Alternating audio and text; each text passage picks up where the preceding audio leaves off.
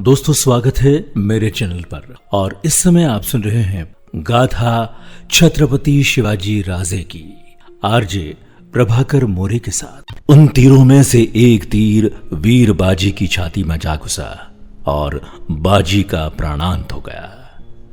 बस फिर क्या था, उसके साथियों में खलबली मच गई और उन्होंने ऊपर के किले की ओर मुंह किया। दिलेर खां की सेना ने फिर किले के नीचे के भाग में हमला कर दिया, परंतु मराठा सेना अपने अध्यक्ष के मर जाने पर भी हताश नहीं हुई। सूबों ने पक्का इरादा कर लिया कि जब तक शिवाजी की आज्ञा न आएगी तब तक किला नहीं छोड़ेंगे, और किले के ऊपर से ही जगत विध्वंसक आग बरसाने लगे। यहां तक कि ये मार दिलेर खां की सेना न सहन कर सकी और किले को छोड़कर पीछे हट गई। उत्साही दिलेर खां ने समझा कि मेरी दिलेरी कुछ काम ना आ सकी।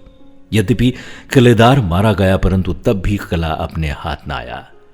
ये लोग मराठा है या भूत है। किले के उत्तर की ओर से हताश होकर दक्षिण की ओर बढ़ा। दक्षिण दिशा में स्थित एक पहाड़ी पर वहीरगढ़ नाम की एक छोटी सी गढ़ी थी, जहां से किले को हानि पहुंचाई जा सकती थी। उसी गढ़ी पर दिलेर खां ने अपना अधिकार जमाया और गोला बरसाने की आज्ञा दे दी। इस अवसर पर ईश्वरीय सहायता भी किले की रक्षा के लिए आ पहुंची, अर्थात वर्षा प्रारंभ हो गई और दिलेर खां की गोलीबारी अपना काम न कर सकी। कई सप्ताह यूं ही बीत गए, परंतु किले की दीवारों को कुछ हानि न पहुंची। उधर बाहर से अन्य कोई सहायता न मिलने के कारण सबका उत्साह न्यून होता जाता था।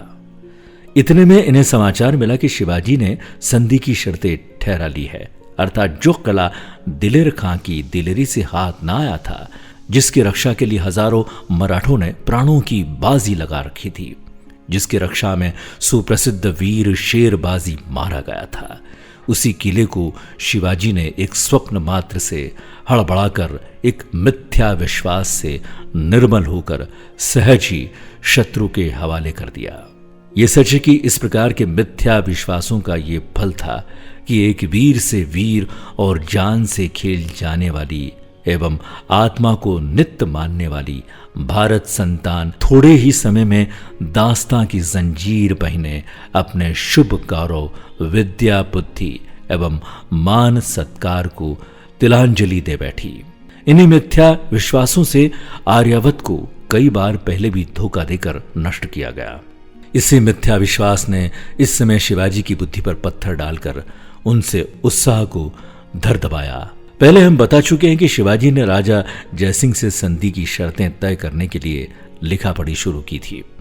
राजा जयसिंह ने शिवाजी के पास लिख भेजा था कि यदि शिवाजी को राजपूत के बेटे की बात पर विश्वास हो तो वो निर्भय होकर हमारे पास चला आवे।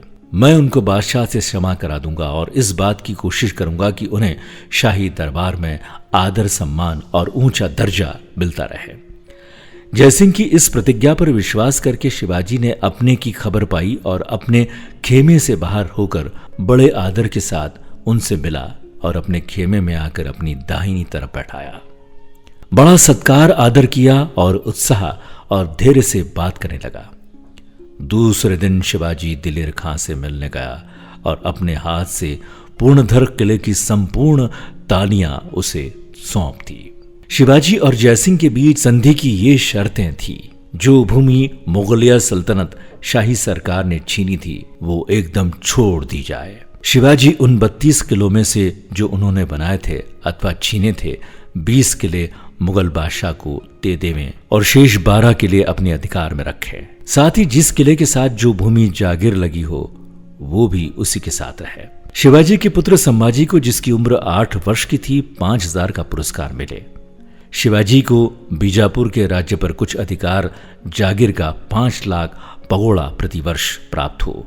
इन अधिकारों के बदले 3 लाख वार्षिक की कीमत से 40 लाख पगोड़ा की भेंट शाही कोष में देने की आज्ञा की गई।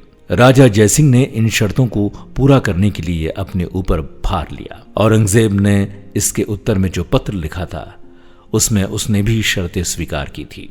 देशमुखी अधिकार जो चौथी शर्त में था, औरंगजेब ने उसका कहीं जिक्र भी नहीं किया था। हाँ, पहली शर्त अवश्य मान ली थी इसके सिवाय औरंगजेब ने एक शर्त और बढ़ा दी थी कि शिवाजी के बीजापुर को सर करने में सहायता दे। इस शर्त को पूरा करने के लिए शिवाजी 2000 सवार और 8000 पैदल सेना के साथ राजा जयसिंह के साथ बीजापुर को अधीन करने में सम्मिलित हुए। शिवाजी और नेताजी पालकर ने इन लड़ाइयों में वो बहादुरी दिखाई कि औरंगजेब ने स्वयं चिट्ठी शिवाजी को लिखी, जिसमें उन्होंने शिवाजी की प्रशंसा की और एक बहुमूल्य दुशाला दिया।